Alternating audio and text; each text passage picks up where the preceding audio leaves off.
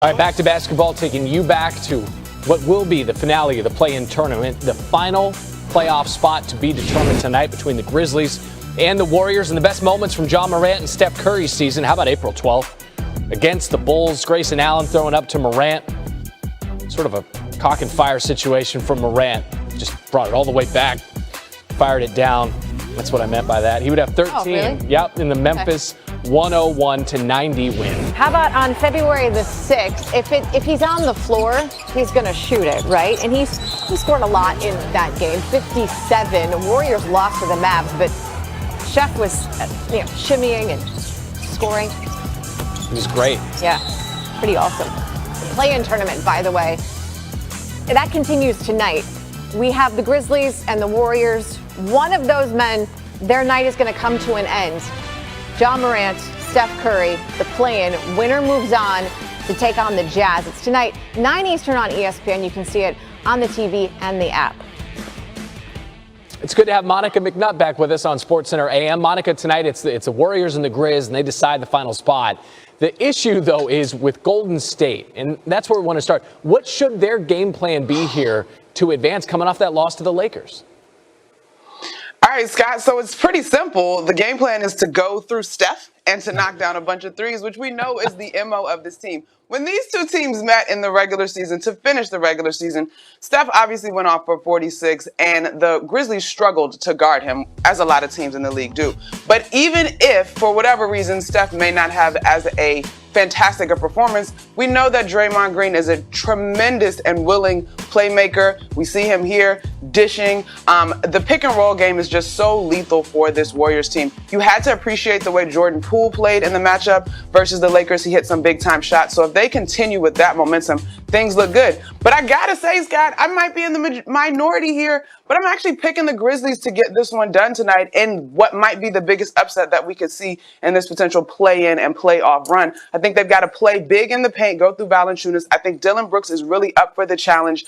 Bane, Anderson, obviously Ja Morant. Those guys have to hit outside shots. But I really think something special could happen tonight. Okay, but hitting the outside shot, Monica, has been an issue here. The Grizzlies shot just 35% from three this season, third worst among the remaining teams. And you mentioned some of those key contributors, Ja Morant notwithstanding. Let's take Ja out of it.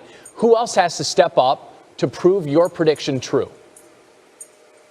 In particular, you mentioned that 35% that we know about. Jonas Valanciunas has to have a big game. But even if he were to go to the bench and the Grizzlies look to match up with some of that small ball, then I'm looking at a guy like Dillon Brooks, both defensively and offensively. He's averaging 17 points per game. He's got a ton of energy. You see him here doing his best to stick with Steph and make it as challenging as possible. This has to be a game where this Grizzlies squad generates their offensive confidence and momentum on the defensive side of the basketball. If they can swing the ball, I don't need them necessarily to become a terrific three-point shooting team immediately overnight. But if they can swing the ball and get into some of that forbidden in today's NBA mid-range games and hit those type of shots, I think that will bode well for them. So they're going to have to be very crisp offensively. Valanciunas coming off of that monster performance against Last night's loss to the Lakers, the Warriors will now have to regroup and face the young Grizzlies in a win-or-go-home game tomorrow night. Monica McNutt, our basketball analyst extraordinaire, joining us. First time I've gotten to be on the show with you. Hello, lady. How are we doing today? Thank you for being with us. I'm well, Molly. Hey, Max. I'm happy to be here. Thanks for having me. Of course. Good to be on with a rising star. Every time you read something about Monica, she is a rising star. Yes. Great on TV. Great personality. No question. I've been watching you. I'm going to start with Max here, though. Max, how do you feel about the Warriors in this particular game against the Grizz? I think they got their work cut out for them. You know, like everyone, when they looked at the Grizzlies and Spurs, was talking Ja Morant, but it was Valanciunas who was the real problem. And I think they have their work cut out for them. Steph Curry has been playing at a very high level.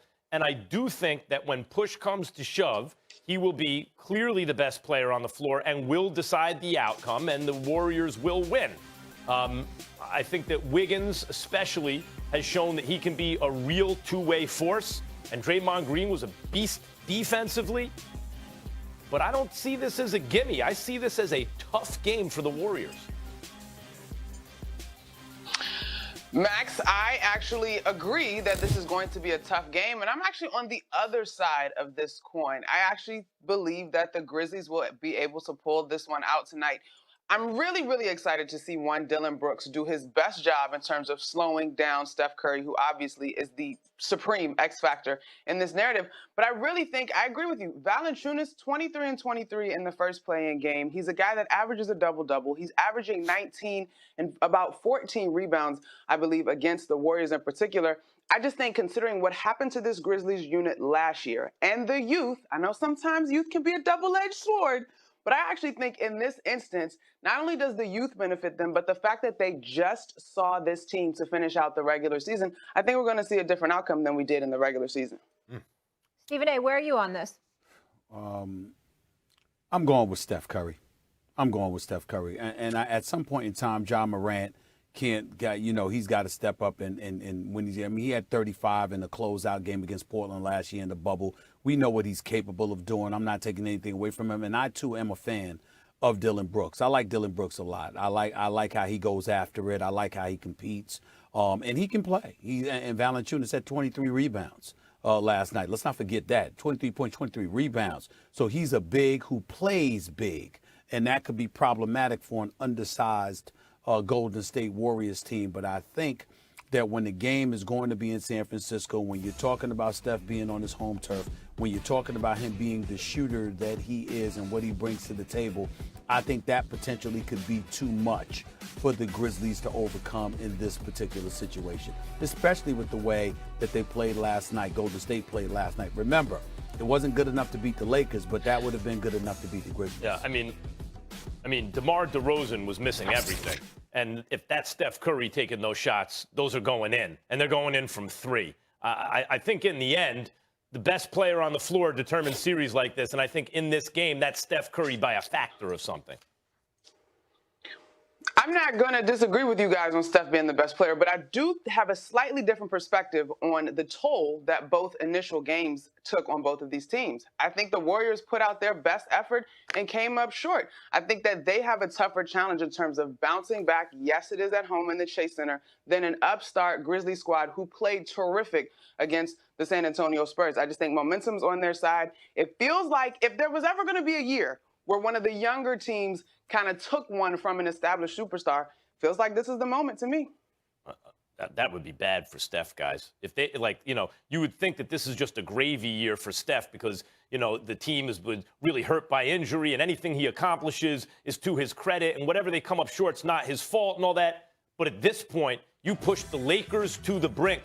The Lakers are favored to get out of the West. They're favored against the number 2 Suns by a lot, right? By the second-seeded Suns by a lot. And at this point, I actually think if that's the case, Monica, then Steph actually does have something to lose. I think it takes some luster off his season if he can't lead this team through the winner of the 9-10 game. I think that's actually bad for Steph.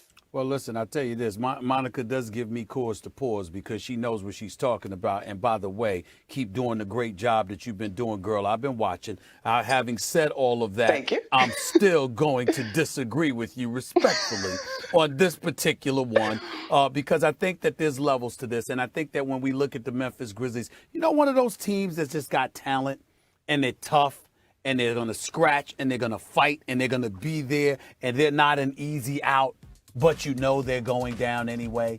That's what the Grizzlies always give you the impression of when it really, really counts. It's like last year watching them in the bubble when they went up against Dame and the Blazers. I just said, I'm looking at them. Great game. It was a great game down to the wire. But somehow, somewhere, even with Ja Morant doing what he did, you just knew that Dame and CJ would find a way because it was Memphis that they were going against.